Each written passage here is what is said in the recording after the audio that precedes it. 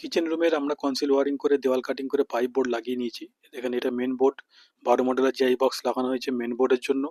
এবং জয়েন্ট বক্সে দেখেন 3 মডেলের জিআই এবং ওখানে 4টে পাইপ যে আছে, এখান থেকে একখানা পাইপ উঠে এই যে একটা লাইটের বাটি লাগানো রয়েছে 6 ওয়াট প্যানেল লাইট লাগানোর জন্য। এবং এখানেও একটা বাটি লাগানো রয়েছে 6 ওয়াট প্যানেল লাইট লাগানোর জন্য।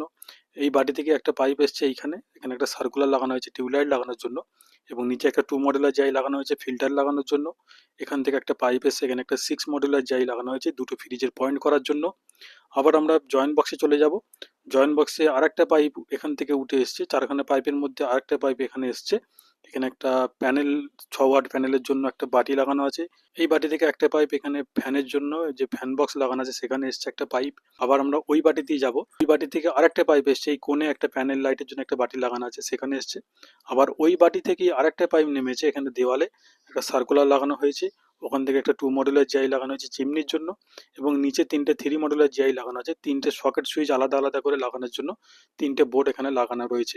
আবার আমরা সার্কুলারের দিকে চলে যাব। সার্কুলার থেকে আরেকটা পাইপ নিয়ে এসে সাইডে একটা পয়েন্ট করা হয়েছে, ওখানে একটা অ্যাডজাস্ট ফ্যান লাগানোর জন্য। তো এইভাবেই কাজটা করা হয়েছে। ভিডিওটি ভালো লাগলে লাইক শেয়ার করে আমার পেজটিকে ফলো করে নেবেন।